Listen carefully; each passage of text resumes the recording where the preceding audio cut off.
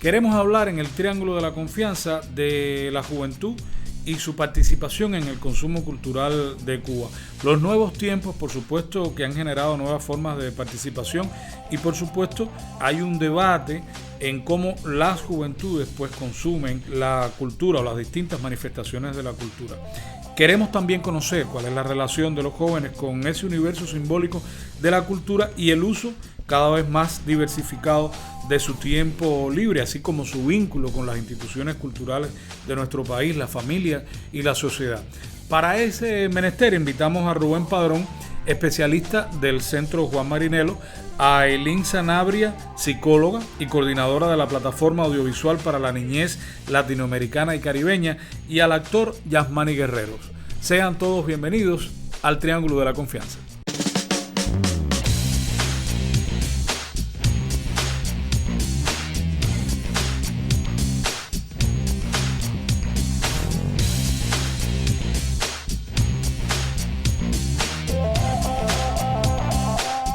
Bienvenidos a otro Triángulo de la Confianza. Hoy, como en toda esta serie, en el Palacio de Segundo Cabo, uno de nuestros lugares itinerantes, hoy Centro para la Interpretación de las Relaciones Culturales entre Cuba y Europa. Muy bienvenidos mis invitados al Triángulo. Estamos hablando esta noche de consumo cultural en los más jóvenes. Pero yo quisiera empezar por una pregunta que explorara sus vidas, desde lo que ustedes consumen cultural, o sea, productos culturales, ¿con qué frecuencia lo hacen en sus días? ¿Pasa un día donde no escuchen nada, donde no vean nada, donde no estén de frente a algún producto cultural? Bueno, sí. En mi caso, por ejemplo, sí. Sí, pero pasan días. creo que tiene mucho que ver también con cuando uno se dedica a investigar el tema o Claro. a saber del tema. Es como que a veces también uno necesita tomarse Alejarse. Sí. ¿Y en tu caso, Yasmani? No, yo por mi trabajo como actor siempre estoy viendo películas, series, documentales y la música, siempre estoy consumiendo música. Estás con la música. Todo Bueno, el ahora tiempo. también es muy cómodo porque Anda con los audífonos. uno anda con los audífonos. Sí, siempre. ¿Y cómo tú lo ves, Rubén? Bueno, yo sí creo que como Ailén puedo pasar días también, excepto la Sin consumir música, nada. sin consumir lo que conocemos tradicionalmente como productos culturales. Porque por supuesto que cuando nosotros interactuamos con nuestros familiares, cuando nosotros socializamos en nuestros espacios, estamos también consumiendo o estamos participando en la cultura y estamos consumiendo cultura. O sea, pero lo que se entiende tradicionalmente como productos culturales, que pueden ser productos radiales, televisivos, audiovisuales, artísticos, también con el tema de la pandemia ha limitado también el consumo de un grupo de productos que yo los tenía dentro de mi repertorio y que ahora Que no los tienes. no los tengo, como puede ser el teatro, como pueden Claro. ser los conciertos, o sea, Cine. el cine, exacto. Cine como cine. Como cine, exacto. ¿A qué podemos llamar entonces consumo cultural? Definámoslo. A ver, el consumo cultural se empezó entendiéndose como la relación de los públicos con estos productos, o sea, con la radio, la televisión, el teatro, las galerías, pero como lo entiende hoy el Centro Juan Marinelo es como un nivel más, de hecho el nivel más elemental de la participación en la cultura. O sea, actualmente el Centro Juan Marinelo asume el consumo como una forma más de participar, donde tienen los sujetos para participar en la cultura, que implica el acto de consumir ese producto, el acto de interactuar de la manera más elemental. Porque hay otros niveles que implican formar parte de las políticas culturales, que implica la consulta, que implica decidir ese producto e inclusive formar parte de él. Que muchas veces es complicado de entender para quien está escuchando, ¿no? Estoy intentando entenderlo. Claro, Sí. porque nos quedamos, cuando hablamos de consumo, pensamos en eso, en ir al teatro, en ir a un cine, en escuchar una música. Claro. Y como decía Rubén, ese es el nivel más elemental del consumo. Si tú, hablábamos incluso cuando estábamos debatiendo de que si tú estás en una institución, a veces la institución hace una programación y la programación está sobre la base de que vayan personas a esa presentación. A esa presentación. Sin embargo, muchas veces esas personas van y no hacen ningún tipo de interacción, no hay una participación. Entonces, por eso el término participación es tan importante, porque sí, el consumo pero el consumo es el nivel más elemental. Hay todo un proceso de cómo tú te apropias de eso que tú estás consumiendo y además cómo participas en ese proceso. ¿Cómo ustedes lo ven? Vamos a coger a Yasmani de Conejillo de India. Él acaba de revelar hace unos minutos que él consume productos todos los días por un problema de formación personal, mejoramiento como actor.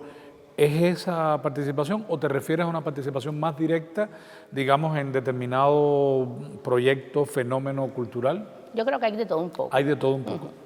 Yo creo que hay de todo un poco y en dependencia, lo que pasa es que estamos también, vamos a enfocarnos un poco en el público infantil o juvenil, ¿no? Ajá. Este público no tiene la perspectiva de que tiene Yasmani. Exactamente. Claro. De acuerdo, sí, claro. estoy de acuerdo. Exactamente. Entonces, eso hace, cuando uno habla de estos públicos más jóvenes, hace el proceso aún más interesante, porque hay también todo un proceso de mediación de los adultos, que muchas veces los adultos no estamos preparados, y entonces tampoco preparamos a esos niños para esa participación dentro del consumo. Claro.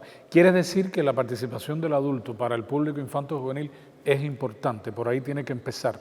Sí, hay un proceso de mediación que es básico que ocurre durante todo el proceso. En el caso específicamente que nosotros trabajamos, que es producción audiovisual con niños y adolescentes, sí. La mediación, por ejemplo, familiar se caracteriza por una mediación nula, es decir, no existe el proceso de mediación, o existe a unos niveles, como decía, muy elementales, a unos niveles donde a lo mejor se sientan a ver la telenovela, pero no hay ningún tipo de comunicación, de nada, y si se habla, pues se habla de cosas muy triviales, no. Y eso así se caracteriza la mediación familiar en los jóvenes. Tal vez desde las investigaciones del Juan Marinello o desde la experiencia de ustedes, ¿a partir de qué edades más o menos este consumo cultural en los jóvenes comienza a ser un poco más racional y menos inducido desde el adulto? Yo pienso que todo, inclusive los niños más niños pueden tener una postura activa y racional ante el consumo. Yo también lo pienso, pero quería que lo dijeran ustedes. Exacto.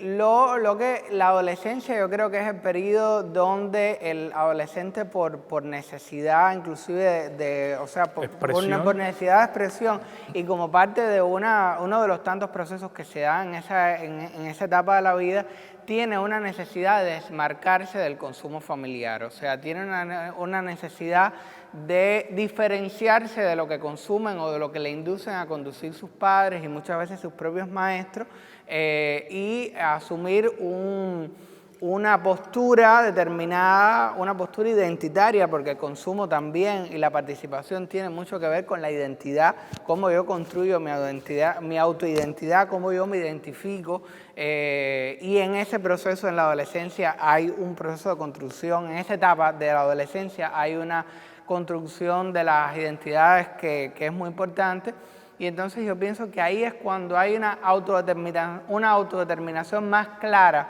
de qué yo quiero consumir y cómo lo quiero consumir. ¿Cuándo supiste tú que querías ser actor? Yo no sé, yo de niño descubrí que quería actuar. Yo creo que todos los niños actuamos siempre, ¿no?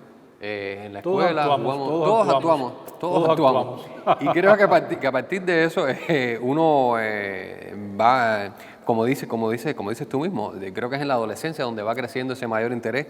Hay un punto importante, es que los padres te apoyen también en tu elección a lo que tú quieras hacer luego, porque de niño a veces los padres pueden ser muy injustos, o bueno, los amigos o en la escuela misma, si no te apoyan, o sea, si no te aprueban un poco que puedas hacer esa carrera, porque te limiten. Desestimar, claro. Sí, te pueden desestimular. Entonces, de niño uno va creciendo con la formación que tienen tus padres en la escuela. Entonces, ya en la adolescencia, tú vas adquiriendo tus propios gustos, vas decidiendo qué es lo que quieres consumir, si quieres ir al teatro, porque ya te llevaron, porque te interesó la primera vez que fuiste al teatro, te quedaste deslumbrado, fuiste al cine y te quedaste encantado viendo una película como Pinocho. Me cuenta un amigo que era una película que le impresionaba mucho y bueno, de ahí fue descubriendo el mundo del cine. Y creo que ese tipo de interés nace desde lo que tú puedas recibir desde tu casa y la escuela, ¿no? O que es tan importante. Claro que sí. Vamos a hacer una pausa, encendemos el incienso. Yo sé que todo el mundo está loco por ver este momento, porque es el momento místico del programa. Le dicen el programa del incienso. Entonces, bueno, pues aquí vamos, hacemos una pausita. En instantes estamos de vuelta.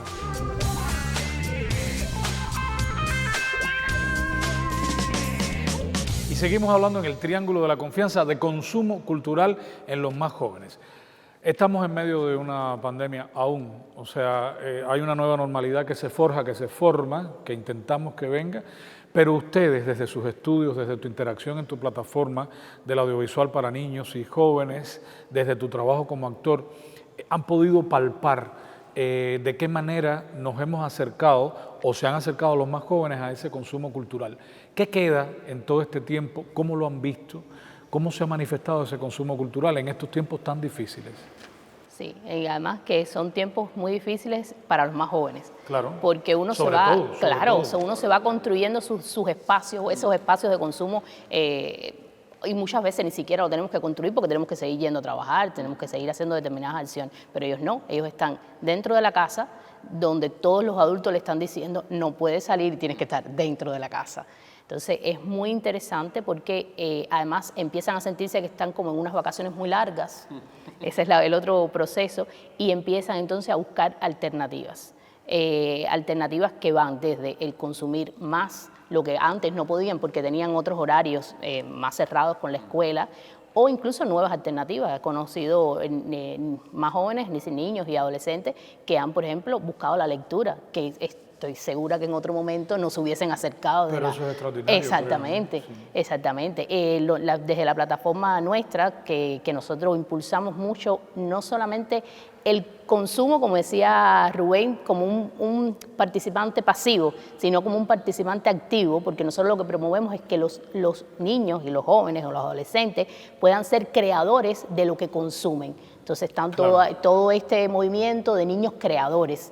Y todos esos niños tuvieron que entonces cambiar su set de filmaciones, que muchas veces eran su comunidad, su escuela, para llevarlos dentro de la casa. Y lo han seguido haciendo, Nosotros tenemos, por ejemplo, un mentor, es decir, uno de los líderes de proyecto en Villa Clara, que él todas las semanas iba a casa de todos los niños cuando estaba el proceso todavía más cerrado. Él buscaba una hora, incluso en un momento que tuvo que pedir hasta un permiso, y iba a casa de todos los niños para recoger todos esos materiales que habían hecho. Y después entonces él los editaba y él mismo era el que los llevaba, los socializaba. Entonces son alternativas que se han ido buscando dentro de esta pandemia y la nueva normalidad. ¿Qué arroja estos estudios? ¿Qué arroja observar todo este proceso? A ver, en los estudios que ha hecho Marinelo, que ya llevan unos cuantos años realizándose, de hecho acabamos de cumplir 25 años recientemente, y el tema de la participación en el consumo cultural ha estado desde los primeros momentos. En los adolescentes, sobre todo, uno de los espacios de interacción mayor sigue siendo, hasta el 2019, que fue el último sondeo, seguían siendo las fiestas y seguían siendo los parques. Fiestas y los parques. Seguían siendo, a pesar de la informatización de la sociedad, a pesar de, en fin, de la tecnología, porque los parques también se convirtieron en zonas wifi y entonces se mezclaba esa socialización. Claro, una con otra. Una con otra, la socialización tecnológica con la socialización analógica. Eso en la pandemia lo han perdido, o sea, y eran uno de los espacios importantes.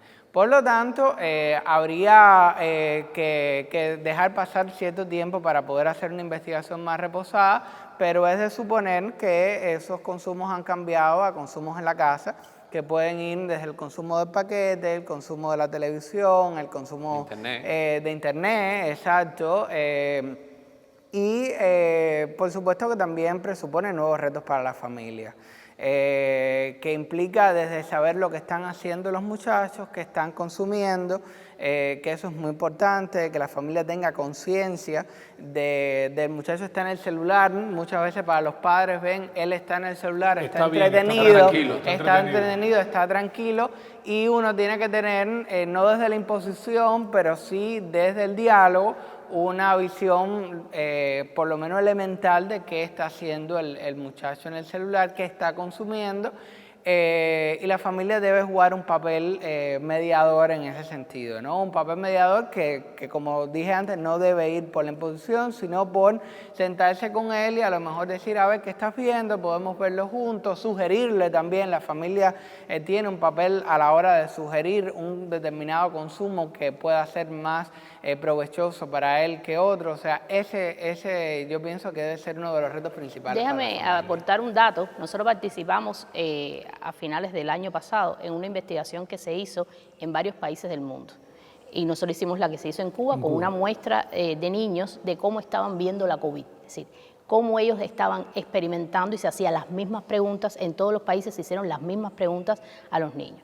Y era muy interesante porque las respuestas de los niños cubanos que nosotros trabajamos, que fue una muestra bastante grande, de La Habana, pero fue una muestra bastante grande, lo que sentían era, llegó un momento que ellos lo que estaban sintiendo era mucho rechazo a cómo le estaba llegando la información, es decir, cómo ellos estaban sintiendo toda esa información. Incluso a nivel de rechazo de no quiero oír más de esto, no quiero saber más de esto, es decir, ya la información que yo tengo, ya la tengo y no quiero que me saturen más con esta información. Entonces eso a veces es muy importante también porque está el niño metido dentro de una casa y está consumiendo también lo que desea, lo que busca, pero también todo lo que se habla y todo lo que se ve en la casa. Exacto. Les lanzo una pregunta.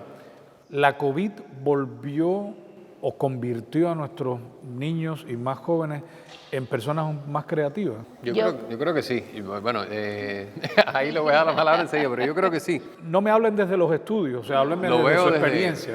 Desde mi sobrino. Especular también es un poquito bueno. Que tiene 18 años, mi sobrino, sí, que ha tenido que buscar sus propias alternativas. Hay niños que de momento se han interesado por sembrar, de momento descubren que lo que lo aprendieron en la escuela. Huerto, sí, o sea, empiezan a indagar, empiezan a dibujar. Digo, bueno, empieza el interés que antes lo tenían más básico por la escuela, pero ahora dicen, bueno, como no puedo... O congelado, a un lado, frío. Sí. Claro, exactamente. Que le interesa la música, bueno, pues ahí está, buscando, lo mismo puede ser con una caja, ¿sabes? No tiene que ser con un instrumento específico, con una caja. Pero es más ir indagando, buscando, y creo que sí, los niños cuando no pueden salir de casa, yo se los decía a ellos ahorita, es muy difícil. Claro. No quieres jugar, no puedes jugar. Pagan la peor cuota, ciertamente. Exactamente, creo que sí, sufren más. ¿Cómo lo ves tú?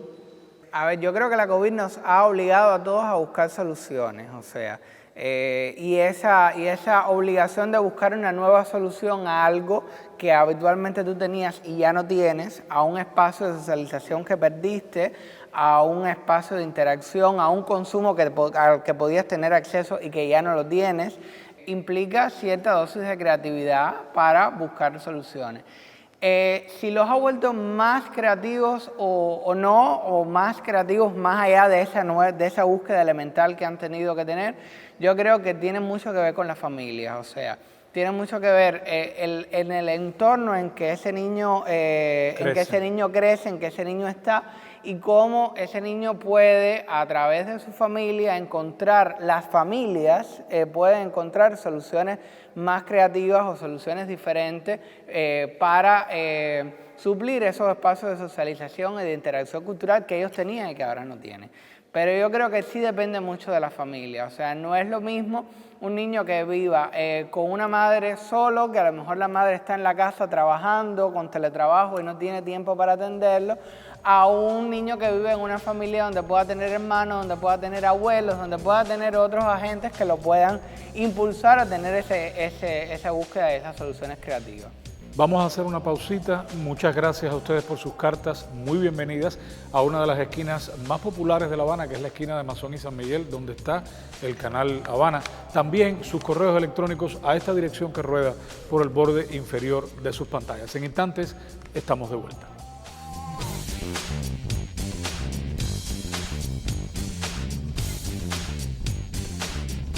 Seguimos hablando de consumo cultural en los más jóvenes, hoy en el Triángulo de la Confianza.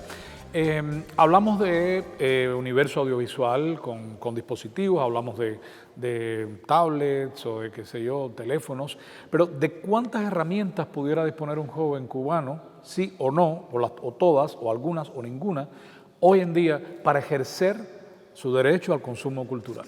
Yo creo que son escasas las posibilidades que tiene un joven cubano de tener estos dispositivos. Y además el Internet, porque yo conozco muchos amigos que me dicen, mira, pude bajar esto de Internet, pero hay quien no tiene Internet y hay quien no tiene estos dispositivos.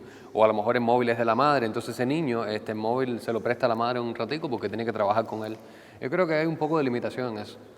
¿Alguna recomendación? ¿Lo ven igual? ¿Lo ven diferente? Sí, yo creo que sí. De todas maneras, creo que también ahí entra a jugar el papel nuevamente de la creatividad. Sí, cuando un niño por sí solo es creativo, pero cuando se unen en un grupo creador, pues la creatividad aflora a unos niveles muy interesantes. Y cuando uno va, por ejemplo, a la Sierra Maestra, que hay un grupo en la Sierra Maestra que hace audiovisuales y son niños creadores en la Sierra Maestra, con lo que tienen en la Sierra Maestra. Es decir, que puede que ahora hayan adquirido algún equipamiento, pero lo hacían con lo mínimo de lo mínimo. Y las historias eran fabulosas. Entonces, muchas veces encontramos unos procesos muy interesantes, ni siquiera el producto final, porque nosotros, por lo menos a nosotros no nos interesa tanto el producto final, sino el proceso.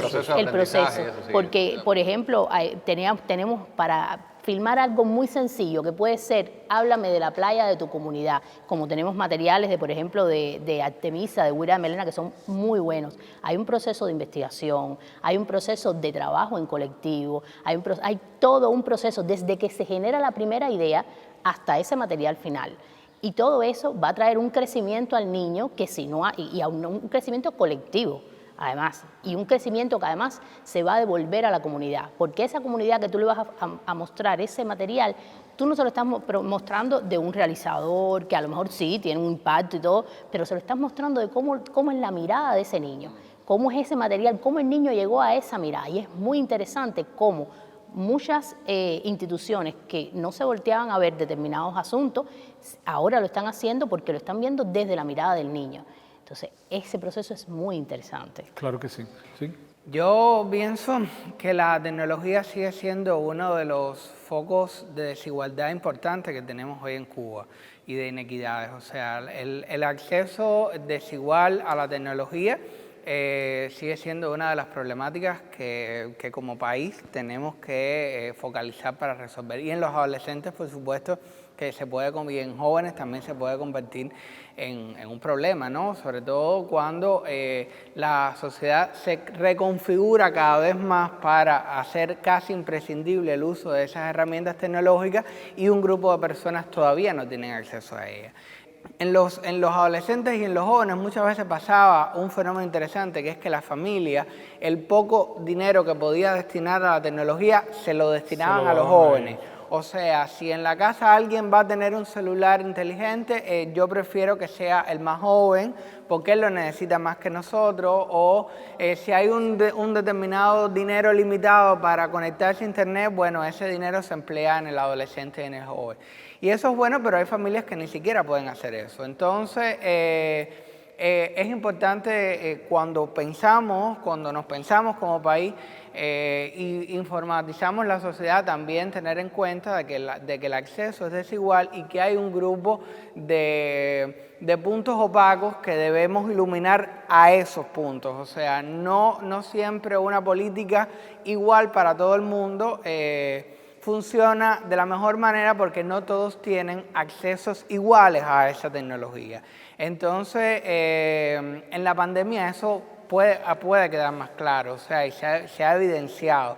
Y las instituciones, por supuesto, muchas han buscado alternativas a esa tecnología. Pasa con el entorno virtual de aprendizaje, por ejemplo, en la universidad, que muchas facultades inventariaron cuántos de sus estudiantes tenían acceso a lo mínimo, que es un celular inteligente, para poder acceder a ese entorno virtual. Y nos encontramos con estudiantes en varias universidades que no tienen acceso a eso. Por lo tanto, a ese estudiante hay que buscarle una alternativa diferente. Y eso pasa con todos los otros procesos culturales. O sea, siempre debemos buscar alternativas para esas personas. Y lo más importante, yo pienso, que es que debemos hacer una informatización que tenga en cuenta esa desigualdad para acortarla lo más posible.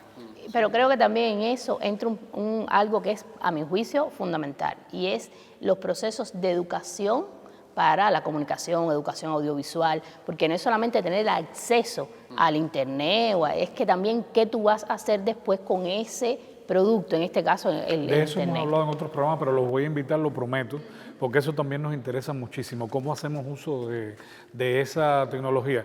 Pero, ¿cuál es, tal vez para finalizar, porque ustedes son muy buenos interlocutores y se nos va el tiempo volando, cómo se imagina la zona de desarrollo próximo? En un ideal, salimos de la pandemia, estamos construyendo una nueva realidad.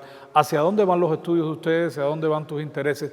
¿Cómo se imaginan este terreno de trabajo de ustedes, ese universo de consumo cultural en los más jóvenes, de aquí a X meses? Yo, disculpa, escuchándote ahora hablando y diciendo esta pregunta y viéndolos a ellos hablar ahorita, yo creo que los artistas, o sea, en este caso los actores también pueden contribuir en un sentido general, o sea, también bailarines, artistas plásticos, a que estos jóvenes se vayan acercando un poco al arte, incluso el arte que tenemos aquí. O sea, llevarlos a galerías, llevarlos al teatro, llevarlos al cine, incluso artistas que visiten una escuela en un determinado momento para dar una clase. Yo creo que ese tipo de acercamiento. No, lo digo en serio, yo lo estoy diciendo en serio. Cuando termine el programa nos podemos ver y me pueden preguntar. Yo quiero acceder a eso porque a mí me interesa por clases que le he dado a algunos muchachos jóvenes que quieren saber un poco de actuación y quieren entrar a la ENA, y yo simplemente le doy mi punto de vista, ¿no? En mi experiencia, y creo que hay gente muy interesada, hay muchachos muy interesados, pero no están todos los mecanismos para que esto funcione a lo mejor de esa manera. Claro, pero igual los mecanismos se pueden construir. Pero se pueden hacer, o sea, lo estoy proponiendo, creo que estoy haciendo una propuesta. Claro, además no va a quedar impune, ellos lo van a agarrar rápido. Ya lo tenemos copiado. Sí, y desde su perspectiva, bueno, yo creo que pensando en esa nueva normalidad, yo creo que hay un momento en que los más jóvenes van a tener que, no sé, a lo mejor es la palabra más bonita, pero aterrizar, volver a retomar toda una serie de procesos que se quedaron. Pero ojalá quede también todos estos nuevos procesos que se idearon, es decir, todas estas nuevas facetas creativas que se idearon con todo este proceso de pandemia. Yo creo que sería muy interesante poder lograr motivar, como dice Rubén, desde la familia, que la escuela no sea entonces un muro ante eso y se imponga demasiado lo cotidiano de la escuela, ¿no? Pero creo que es importante lograr que si eso ha sido algo que ha caracterizado este proceso, pues que pueda quedar. ¿Algo que añadir? Yo pienso que el principal reto que tiene la familia, la escuela, las instituciones culturales es que trascender del nivel consumo de participación, que es más elemental, a niveles superiores de participación. O sea, que las personas, tanto niños, adolescentes, jóvenes y adultos, tengan una implicación más directa en su relación con las políticas culturales y con las instituciones culturales, con las instituciones educativas, que decidan, necesitamos más teatro comunitario, necesitamos más cine comunitario, necesitamos más espacios donde la gente se sientan parte y no estén solamente como consumidores, sino que estén como gestores, como codecisores, como consultantes. O sea, por supuesto que todos los espacios tienen sus peculiaridades y no podemos pretender que todos tengan los mismos niveles de participación. Pero yo sí pienso que el principal reto que tenemos todos es hacer las políticas culturales y las políticas educativas con las personas. O sea, que las personas sean los protagonistas de verdad de esas políticas y que se sientan parte porque son parte de esas políticas. Muchísimas gracias por el tiempo que nos han dedicado al Triángulo de la Confianza. Gracias a ustedes por la sintonía. Recuerden que nos vemos la próxima semana por este mismo canal. Y recuerden bien que en La Confianza siempre nacen las buenas preguntas. Hasta entonces.